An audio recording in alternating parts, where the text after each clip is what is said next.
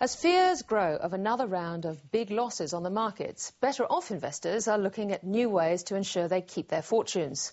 A recent survey of wealthy individuals shows the key is to question, diversify and be patient.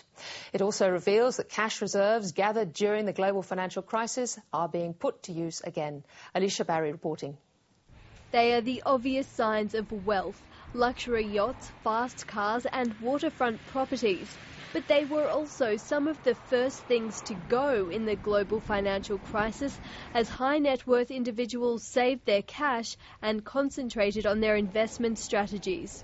What we find is a much smaller group, only about 15% of high net worth investors saying they're reluctant to invest and continue to accumulate cash, versus more like 40% during the GFC. Australia has 300,000 individuals with assets over $1 million, not including their home or super. A survey by Investment Trends found as cash stockpiles are put back to work, a diverse range of investments is usually selected to mitigate risk. There is an increasing demand for alternatives. They include a range of things, but to give some examples, exchange-traded funds are becoming more popular, private equity, infrastructure. The survey also found there's been a clear backlash against the more complex financial products used prior to the GFC, and there's now a demand for greater transparency. Paul Brady, a financial planner to a wealthy client base, is seeing similar trends. And while the recent market volatility may have shaken nerves, he says there's always opportunities. Many big companies CEOs will say, don't waste a good recession.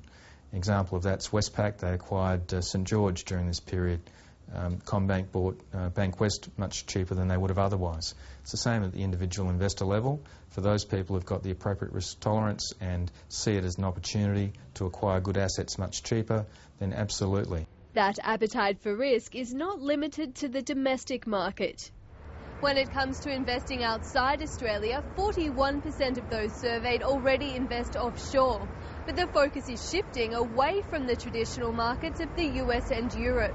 The really strong interest at the moment tends to be around China, India, to a lesser extent emerging markets broadly.